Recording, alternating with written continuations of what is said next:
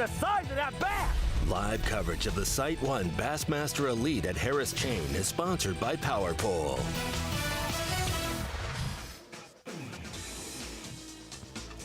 Semi-final Saturday here in the great state of Florida on the incredible Harris Chain. 8 lakes that make up the playing fields for the second stop of the Bassmaster Elite Series. The Site 1 Bassmaster Elite.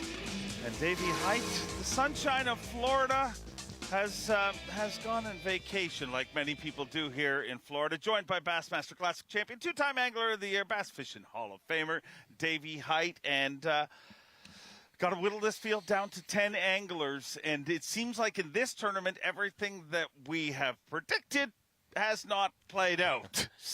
And most notably today, the weather. Much cooler, as you can tell, looking at us here today. Supposed to be a high of 70, but there's been a cool wind coming across the lake that has made us all put on another layer or so. But the fishing has cooled down for some today, as we kind of expected. A lot of the anglers in Banana Cove, we have named it, and a lot of pressure there is finally catching up. But Brian Schmidt caught that 8-pound, 2-ounce fish earlier this morning that really has made his day. You just fill out a good solid limit after catching an 8-pounder, and you're in good shape. 47 anglers left in this tournament, and let's catch up with how it's been going with our Toyota Midday Report. And we're going to start with an angler, unfortunately, fishing with a heavy heart this week, lost his father-in-law, but weighed in a giant bag yesterday and said that's exactly what he would have wanted me to be doing. Yeah, I talked to Stetson a little bit yesterday afternoon. He said, when I'm out on the water and I'm fishing and competing, I've been able to kind of keep my focus there, but it's been tough when he's been off the water with all that's been going on this week. So he's done a great job. You know, these tournaments are set, you know, a year in advance, and there's, you know, if you fish long enough, you're going to have adversity during the event, but he's handling it really well this week. Yesterday afternoon, really caught most of his weight in the last 30 or 45 minutes yesterday afternoon. Caught a real big one late in the day and got off to a solid start this morning. Currently in 7th place, but he's just certainly looking forward to the afternoon. Hopefully it's as good for him as it was yesterday afternoon. Catching fish on the old Rogue and some also on a square bill crankbait.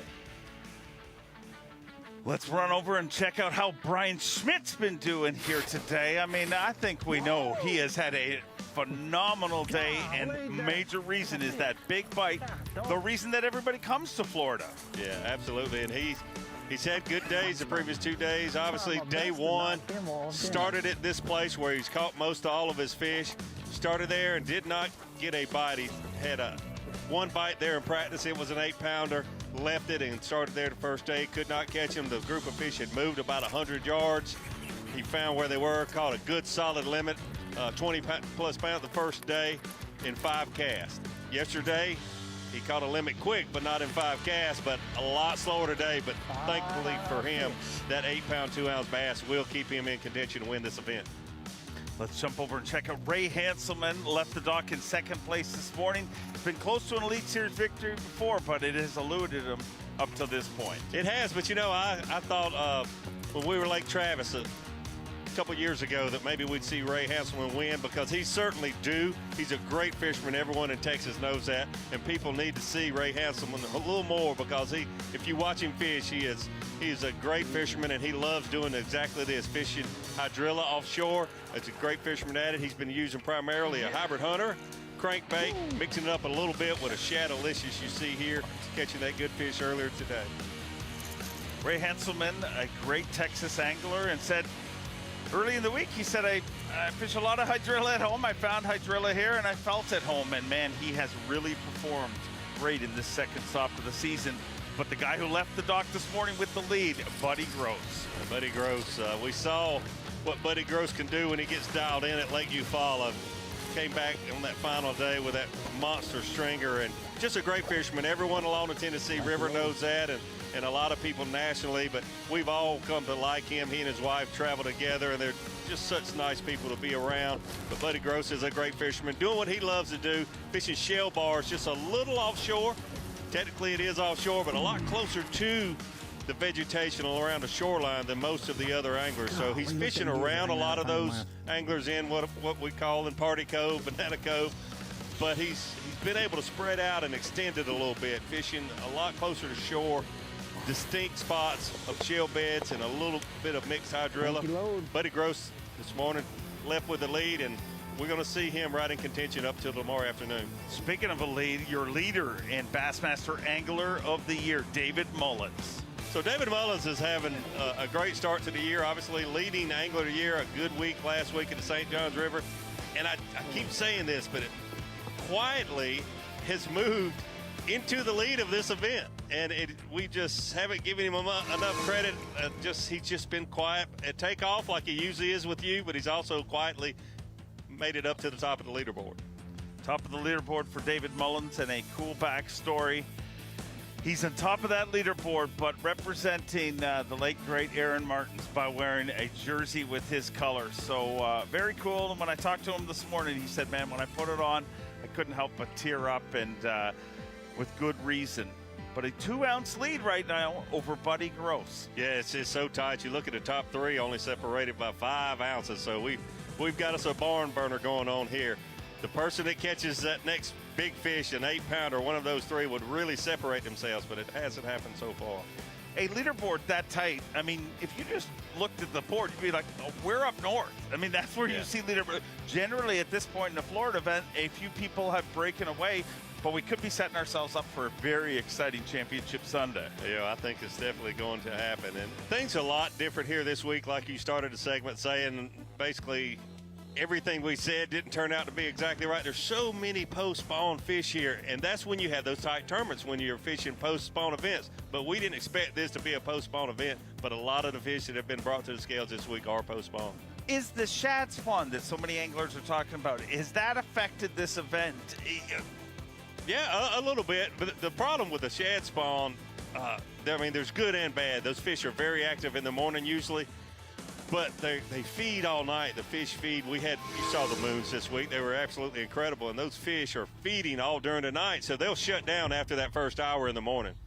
Well, let's get out to a former Elite Series Rookie of the Year from North Carolina, Jake Whitaker. And he has had a great week here this week.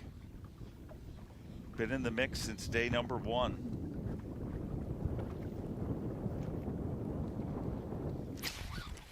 Got him right at the boat. Gosh almighty, hit it right at the boat. Come on, baby.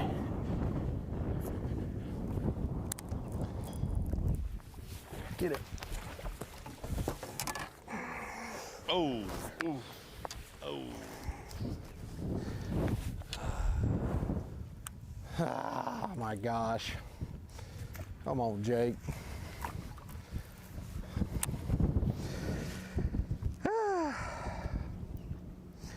Well, I just screwed that up royally.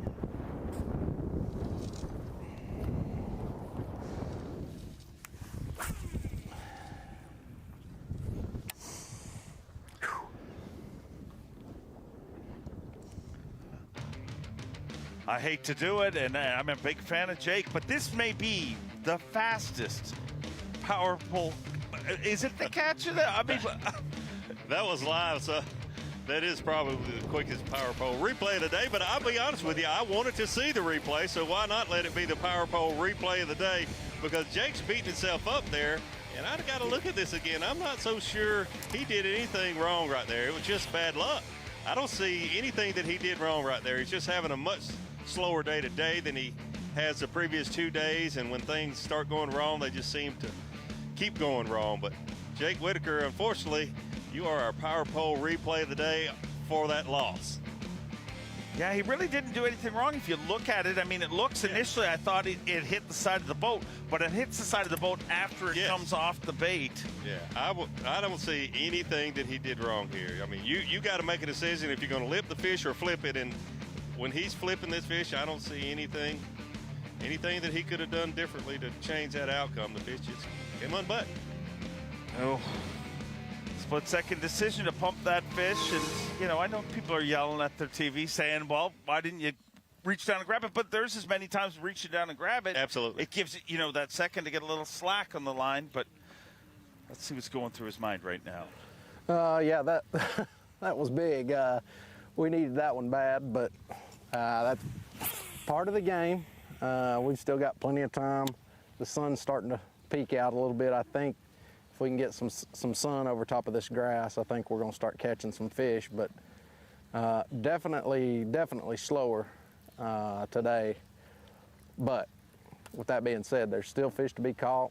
There's people around us catching fish, so we're going to get a few bites here in a little bit, and we're going to be okay. But definitely needed that fish earlier. But can't cry over spilt milk. We're going to keep throwing, see what we can come up with.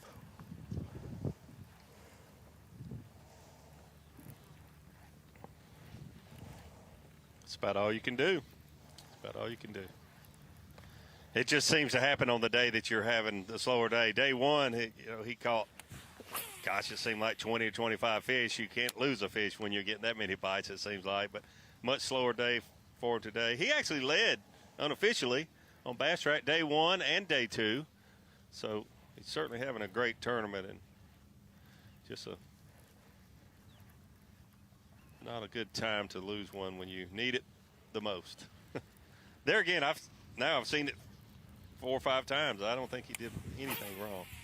Davey, do you have a fish that stands out in your memory during competing that, I mean, oh, absolutely. I mean, every one of them, I imagine, that you lose. No, the one is the year that I finished second in the Bassmaster Classic. I lost one fish, and it's very similar to what we were talking about with Jake. In 3 days, I lost one fish, and it was the only day I didn't catch a limit. It cost me the Bassmaster Classic. It was only 1.5 pound fish. I finished second by 1 pound. A 1.5 pound fish that I lost on day 2 of the event cost me the Bassmaster Classic. I still see it just like it was yesterday, I promise you.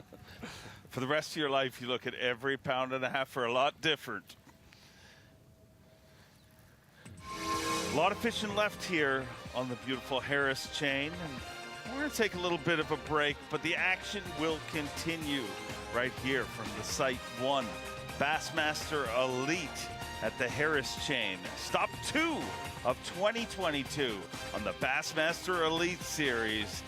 And we'll be back with some incredible Florida bass fishing in just a few minutes.